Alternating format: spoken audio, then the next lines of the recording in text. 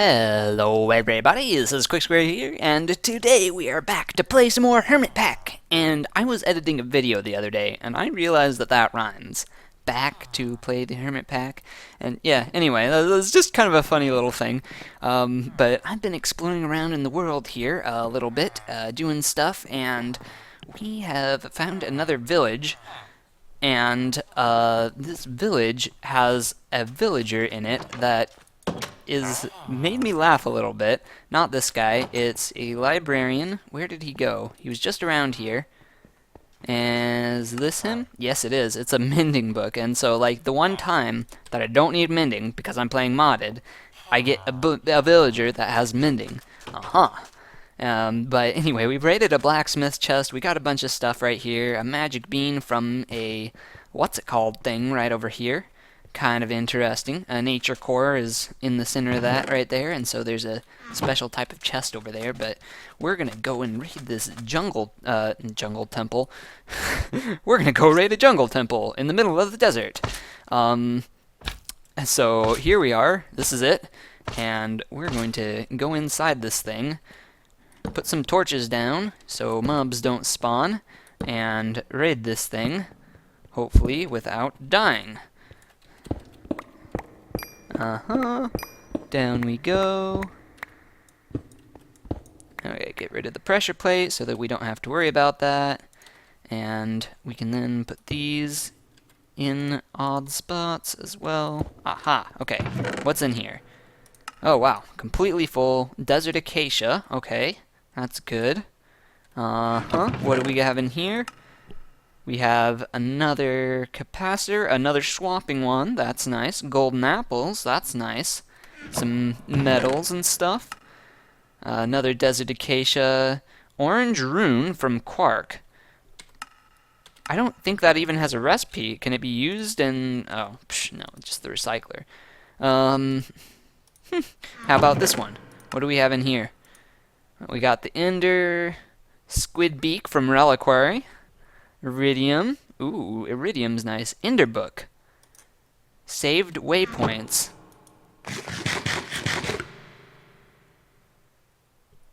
Ender book waypoint. What? I think we might be able to teleport between waypoints now. Just a second, let me figure this thing out. Health boost. Interesting. Another desert temple with sheep on it. Okay, so I haven't actually looked it up yet, so I don't know what is going on with that book there. But that would be pretty cool if we could just teleport between waypoints. But I did find this desert temple right here, and it hasn't been raided yet either. So we're just going to take up the stuff here. Look at the stuff in the chest right here. Okay. An inventory crafting table, don't need that. Steadfast drone, that's decent. Light gray rune, no idea. And green rune. It looks like we're getting some quark runes. Ha! Yeah! I'll take that. Ah, another village as we're exploring around. Let's check out this one. We got a forestry house right here. Nice. Very nice. I like that. Let's go up into here and see what the chest loot has to offer for us. Paddock, mundane larch, teak. Okay, I think that might be a type of wood that we want. But let me just see what's in these things right here. Modest, that's nice. And another modest queen. Very nice. I like that. I like that a lot. Blacksmith. Oh, yeah. Oh, and that's the type of villager we want, too. Okay, blacksmith first. Okay, we got... Okay, Savannah Plateau M biome crystal. And if you didn't see it, in the last episode, we actually found a use for those biome crystals. So if you've been wondering what on earth those things are used for, then you should totally go and watch that episode because it's pretty cool what those things can do. So, yeah. Haha. Apparently this village is the nature center because we have 1, 2, 3 nature cores all right here and a well, and I thought that was pretty neat. So that is 3 more magic beans that we have gotten. Oh yeah. So I didn't do any research, but I found some trees with a Pan's Harvestcraft fruits on them, and set a waypoint there, and just Pam's Trees 1. And it looks like that you can just teleport there at the cost of experience, which is pretty cool, since experience is a renewable resource. It's a very renewable resource, actually, especially if we get a mob farm up and running. Oh yeah, that's right, I just went out of there. So I have changed, since this last episode, this screen right here. I changed it to RF per tick, and I changed the colors here, so it'll be green when it's going up, and it'll be red when it's going down, and when it's just regular, then it'll be green. That's 0 RF per tick, by the way. And so we'll be able to check right here how our power situation is doing. And so if we sleep now, and wait for sleeping to pass, we can see that this is now in the positives by a lot, which is super awesome because the cables that we have hooked up to there are pretty nice. Oh yeah, I charged up this illumination wand. It's pretty nice. At least I like it, at least. And so you can just right-click to put stuff there and right-click to take it back up. Pretty nice. It only uses a 1000 RF per light that you light up, and it has 1,000,000 in storage, so that's essentially 1,000. Yeah, 1,000 light sources is the equivalent of what you are able to place with this wand, which is pretty cool. So, yeah. So this book does work. It's pretty neat, and you can see we have our waypoint right there, and right now the distance is 5, and so the XP cost will be 0. So if we run over here a little bit, we can see that the XP cost will be 1, and then we can teleport right back over here, which is pretty neat. But I want to pick up some of these Pam's Harvestcraft fruits, and so what I have brought with me is my Torturino right here. And so, since they haven't grown yet, I can't actually harvest them, but I have found them. And so, I have brought my Torturino here so that I can, need an empty hand for this. So I can actually get a fruit from this. Ooh, chestnut. Let's grab a couple. 4 seems plenty. And grab fruit from all of these, or nuts in this case, actually. And that is, yeah, what I wanted to do. Not sure why I'm still talking. Also found these things called maple trees from Pam's Harvestcraft, and in each of these you can see that occasionally there will be a thing that spawns. Actually, that's weird. Those are spruce instead of maple. That's really weird. But anyway, I got some maple syrup by right-clicking on one of them after I had placed my Torturino down. Get out of here. And so I now have 8 maple syrup, and I can use that to make a maple sapling so I can get more maple syrup, which will be very nice for things. So I just stumbled across something, and we need to make it. So we need to make root beer. So we're going to make an edible root, and I didn't need that extra peanut butter. We also want to make bubbly water, and I need to figure out how to make this, because if we look up bubbly water, it says that it's just fresh water and a pot. So I'm assuming we just need to make some fresh water, and then it'll allow us to make bubbly... No? Is that broken at the moment? Let's see, here. That in a pot makes salt. Hold up, wait. What's bubbly water then? Fresh water. Fresh water. Pot, fresh water. Nothing in any of the other slots. Bubbly water. What? So I looked it up on the Pam's Harvestcraft wiki, and it says that putting fresh water in a presser makes bubbly water, and so it looks like it's just a wrong recipe. So, woohoo! Oh yeah, bubbly water. And so now, if we look up root beer, we should see, oh hey, it gives us speed for 3 seconds, and that and some sugar should give us root beer. We got some sugar, we got some edible roots, and we got some bubbly water, and now, if we put all those in there, we should be able to make cola soda. Okay. Where is it? There it is! Root beer! Aha! Dun dun dun. Woohoo! That's super awesome. I love root beer. But anyway, I have had a look in our system, our RS system right here, and our ores are starting to catch up with the rest of the stuff, which means we have a bunch of stuff in there and a bunch of processing to do. And so in order to get all that started, my thought is that we are going to work on our mechanism setup right here. And so we have a bunch of stuff going on right here, and it's pretty basic right now. We just have the basic infrastructure. We have our power cable running along the top right there, and we have the pipes running, and these are the mechanism ones, logistical transporters, and they'll go from one machine into the next one. And so everything here is just in the correct order. We have our chemical injection chamber into our purification chamber, into our crushers, so on and so forth, enrichment chamber, smelter. So, yeah, that's all of that, and we still have to set up the rest of this so that these machines will get the proper chemicals and stuff that they need.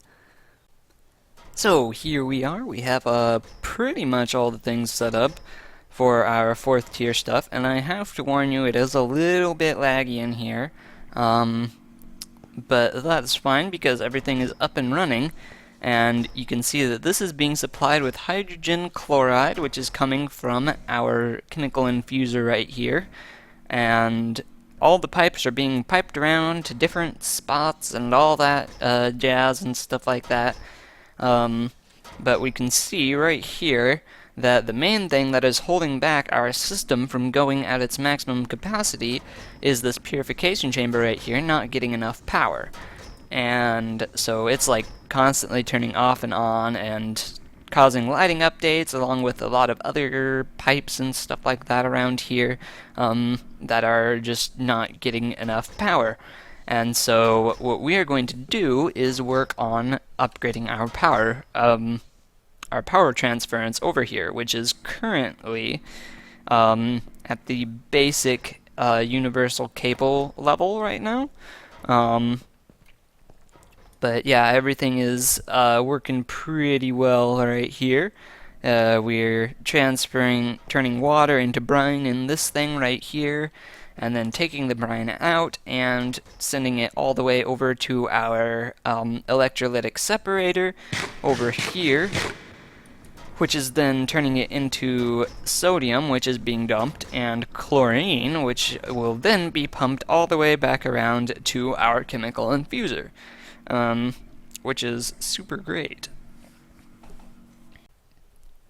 Now, if we look at the cable that runs to this, we can see that pretty much all the way from this advanced energy cube, it is the advanced universal cable. But as we go this way, and it will get a little more laggy as we go this way because of all the machines, and I'm not sure why Mekanism does this, but for whatever reason, they like to have their machines light up when they are doing stuff, which I do not like because lighting updates can cause lag, and yeah, but we can see if we mine out some of this and continue this way, that this cable then turns into a basic cable, which means that it is not transferring energy as fast as the advanced energy cable. And so if we look at the recipe for universal cable, we can see that the basic universal cable is steel and some redstone. Okay, the advanced universal cable is basic universal cable around an enriched alloy. And so what we can actually do as part of the Mekanism mod is right-click on these, and it will turn up to 8 connected cables into the advanced versions, which is super cool. And so I think that is actually more than 8, but I don't know. Anyway, but if there aren't like a bunch of different connected cables, then it won't turn more into it. I don't know. And so you got to make sure that you're getting the most bang for your buck there, otherwise you're just gonna not be getting as much out of it.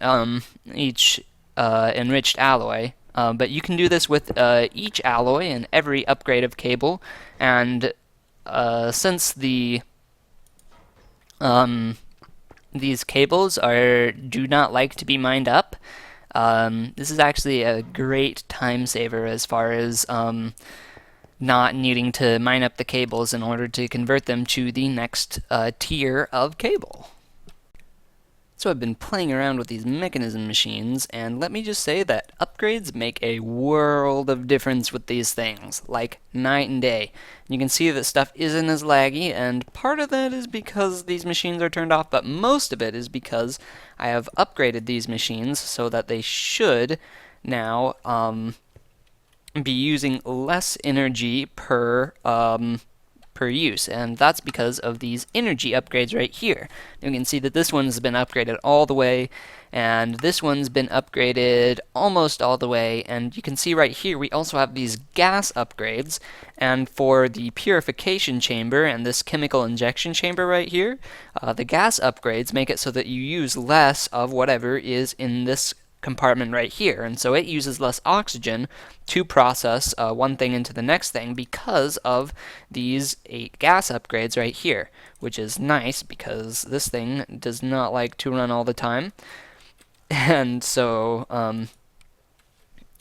yeah, but things have been going well. We have some extra speed upgrades and energy upgrades and all that stuff in all of these machines, and it is really nice to have all of those in place because they prevent they keep the machines running continuously rather than on and off like they were before, causing all the lighting updates and all the lag that was happening before. And so now it's much nicer to walk through this tunnel. And once we upgrade our energy cables and all of the other cables to the next tier, then we can upgrade them even more and stuff like that. Yeah. But to end off this episode, I wanted to look at this thing called a pitcher plant from the Random Things mod, and what's supposed to happen is you right-click on it and your bucket gets filled up with water, as you see right there. And so you don't actually need to have infinite water sources lying around in various different places. All you need is this pitcher plant. And so what I want to do is make a drum from the Extra Utilities 2 mod and make a and do a couple of other things and make it so that with the pitcher plant and these mechanical users, I can automatically fill up the drum. Now you can see right here what we've come up with, and so we have our iron drum back here, which is currently being filled with water, and we can see we have 17,000 millibuckets right now, which is 17 buckets of water. This pitcher plant, we have 2 mechanical users and item conduits from Ender.io leading from one into the other both ways. And both of these item conduits in the extraction point, we see we have a bucket, and now the one leading out from here is a normal bucket, and the one leading out from here, if we mine up this block right here, we can see that this is a bucket filled with water. And so we can see that this thing is then activating the block with the bucket. Yeah, and then this thing is then doing the same thing into the barrel, the iron drum right here. And so now we can see that we have 42 buckets, which is super cool. And that's just from sitting here and letting these things do that. And these mechanical users, when they are unupgraded, don't even require grid power. So that's pretty cool. But yeah, this pitcher plant wasn't really a big game changer in designing this. It was really just kind of a cool thing to be able to use. And yeah, that's part of the reason I like modded, is because there's fun things like this pitcher plant that you can just use in combination with a bucket to get water. And, sure, we could have used just a water source right here and it would have been done pretty much the same thing, but, this is more fun. We're extracting infinite water from a pitcher plant. So, yeah. But these mechanical users, I've seen a lot of people try and use them and be unsuccessful because they haven't been able to figure out how to get the thing to use it on that. And so essentially what you just need to do is play around with this button right here, click between different things, and see if you can find something that works. And if so you just cycle through all of them, see if it'll do it on one of them, and other than that, it should just be pretty self-explanatory. They're pretty good at being able to do things like that. You just need to find the right setting. But anyway, that is all the time we have for today's episode, and I will see you in the next episode. Take care. Bye.